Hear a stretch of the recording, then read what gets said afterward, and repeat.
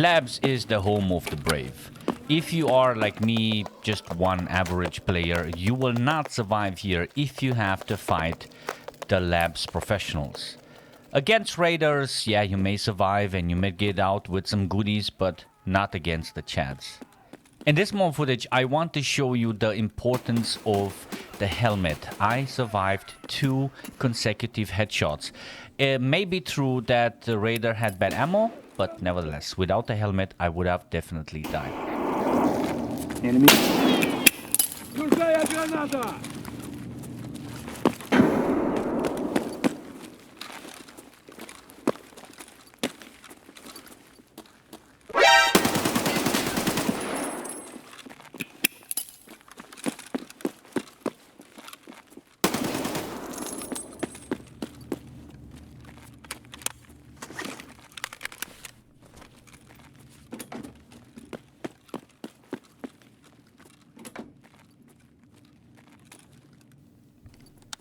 What I would recommend here, especially if you're fighting raiders, is to check your health status from time to time. Not that you're going to get down to 0 just because you didn't have enough health on your chest and head. And also do not repick the raiders constantly. They have this ability, magic ability to snipe you from far away even if you pick just a bit. If you're feeling comfy like I did, just do it several times, but do not do it more than 2-3 times. You will, and do not stand still. You will die.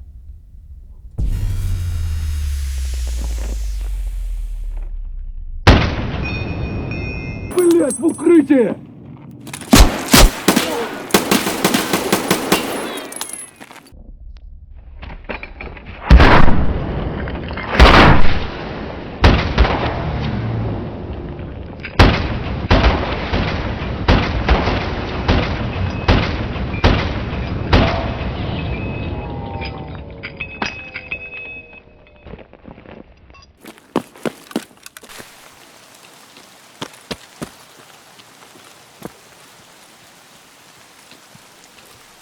This is a very good example of how a player is not camping the extraction. I get this a lot of times on Twitch, but he is preparing an ambush. So here I zoom in on those guys who were player scavs approaching the extraction, and I was myself on the way towards the extraction. Little that I knew that I was about to meet someone else there while I was preparing my ambush.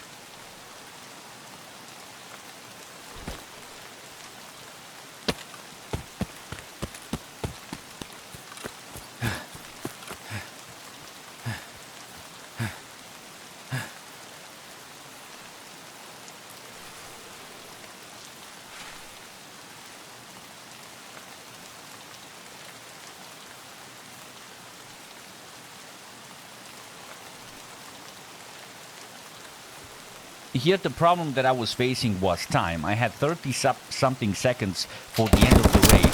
So next time if this happens to you and you have a bit more time, in order to not extract with not all the gear, just approach from the side, take some partial loot, then move out and then come back. And while you're extracting out, then grab the rest of the remaining things.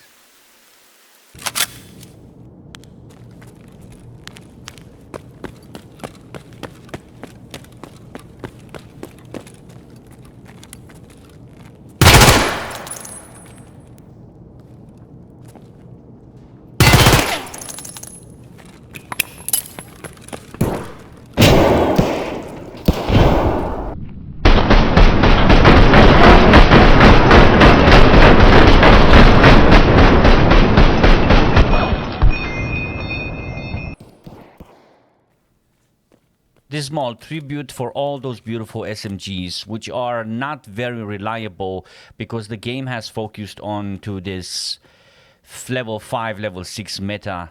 Sometimes as an exception you can kill with this as well, but in the majority of the cases you gotta use meta stuff in order to destroy meta gear. With some exceptions, yeah.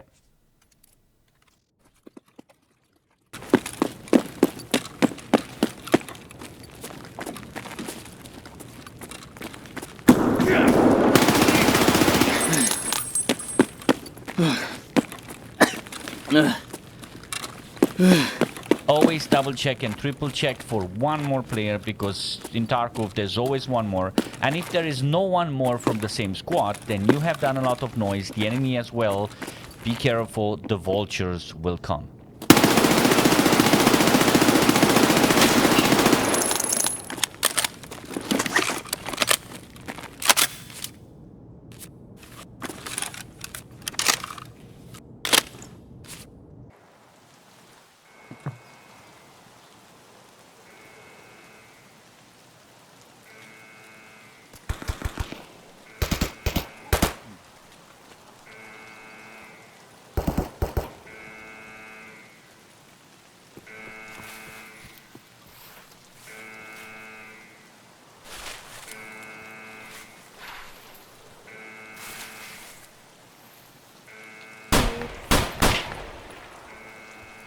Honestly, I do not understand what happened here. Normally they warn you to move back and they shoot you if you don't comply. But this guy was bugged, I guess.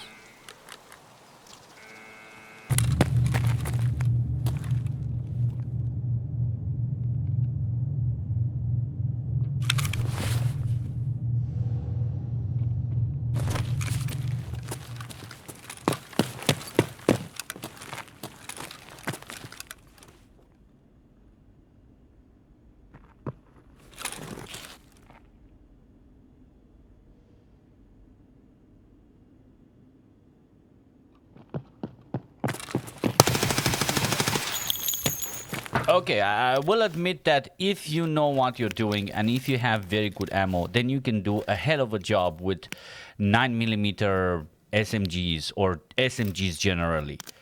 This happened on labs. The guy was unaware of my position there for some reason, although I made a lot of noise. So I managed to take him down. And then on factory, I killed literally the whole server. Yeah, you gotta have very good ammo. Very important, yeah.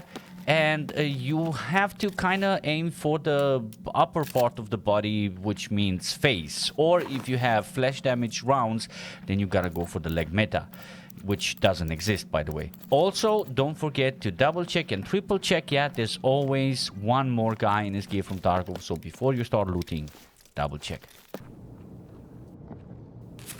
Here on factory, things are not different, not a lot different, except the scavs, I would say.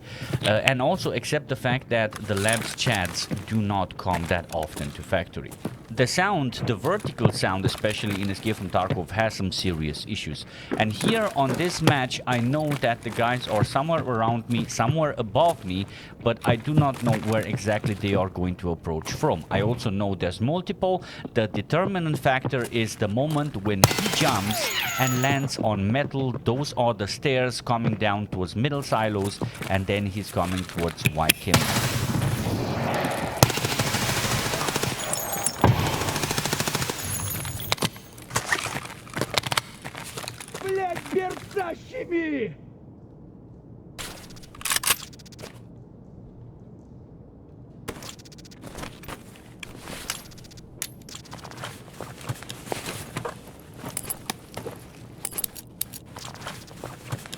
So here I intentionally do not speed up the video and do not lower the sound, because I want you guys to familiarize yourself with the sound on factory while you're doing your thing in the basement.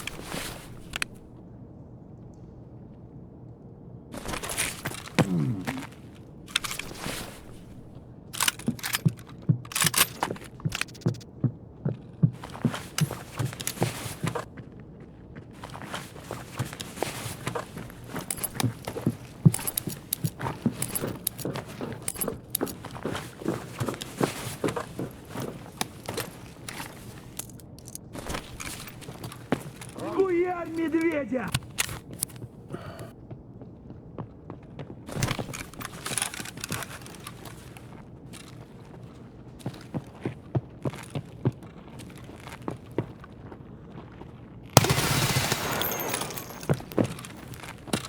So yeah, after using the SMGs a bit more on this Sherpa account since I started from scratch, I do agree that they do kick ass, yeah, if you kind of know what you're doing, and I'm kind of Pepe guy at this, you know. But it does work, it does work. So I definitely recommend them, but always with good ammo and maybe with drum mags or so. This last example that I have for you guys is the reward for being patient. I have to repeat the fact that I'm not the best one at this, so someone with a lot of skills and with a very good aim would have maybe killed these guys while they were moving down, but it was not possible for me. I want to take that 100% shot, and so I know for sure that I kill, you know, because if not, if I miss, I frustrate myself a lot and I feel sorry for not waiting. So this is how I play, this is how I do it, and I believe that if you're doing this, especially on the open maps, you're going to have so much fun because you're being rewarded for your hard work, you know. And then all apart from that, while you're patient, you can also apply a lot of good tactics, yeah. If you're like bam bam killing, then obviously there's no room for flanking and for waiting for people to pop one more time and stuff like that, you know what I mean? But if you're patient, then that gives you enough time to think and to apply some good strategies and take people down. So in this case, those guys were heavily geared. I think I am level 18 or 19 or something like that. I just got myself some in-game items. That foregrip, for example, it's I don't have access to that one, but I found it and I was like, okay, let's use it, you know. And I am cautiously approaching the situation because I know they're heavily geared, and if they sense me, they will immediately turn towards me and they will kill me because they have very good ammo and scopes and all that stuff, yeah. And it will be hard for me to take two people down if they are both looking at me. So I decide to approach like this. I know they are going for the middle area, and I know that I am close to the end of the raid, so the guys are cocky and confident enough to go in the middle there, prone, loot, open stashes and stuff like that, you know. And I'm trying to plan my strategy here. I'm trying to, my idea is to take one down. Yeah, and then after that, there's only one. It's 1 versus 1, so it's a lot easier. Have a look.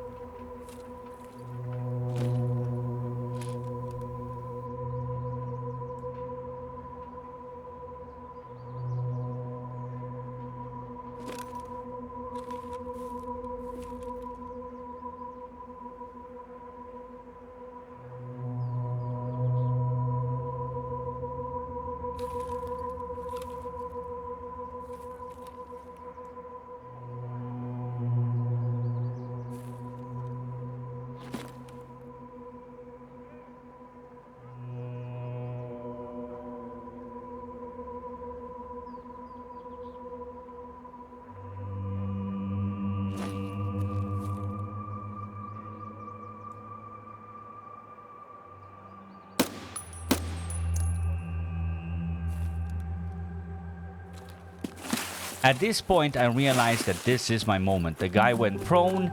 I have enough time to take 2, 3, even 4 shots. Because if I miss the first one, it takes a bit of time to change the stances, which will give me enough time to put 1, 2, 3, 4 shots on target. You know, single fire, obviously, yeah? Then the next thing that I have in mind, which is the most beautiful thing in Escape from Tarkov when you play open maps, is flanking, outflanking. So I know for sure that the guy is going to look somewhere up the hill towards the spine rock. So I change position, go to the opposite side, because he will definitely not look here. He will probably be covering the body, but I will search for a position as well where I can hopefully see the body and where I can also see him, you know, and take him down. And you're gonna see that I miss the first shot, and I was about to get frustrated with myself for not waiting a bit longer, but the Tarkov gods gave me a second chance. Let's have a look.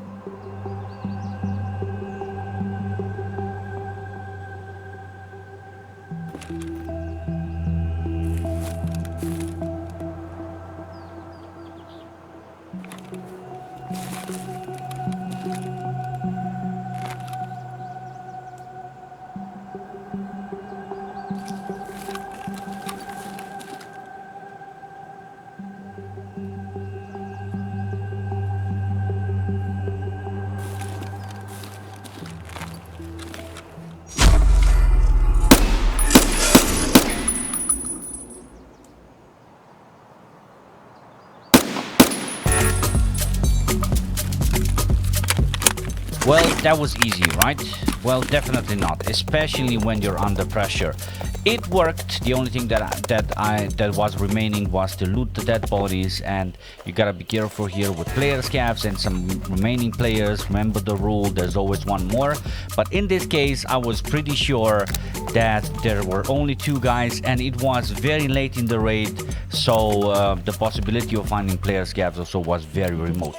So when it comes to looting, I do not mean max. You can loot however you want, but I don't do it. I take what I like and what I find useful, and that's exactly what I did, and I went for the extraction.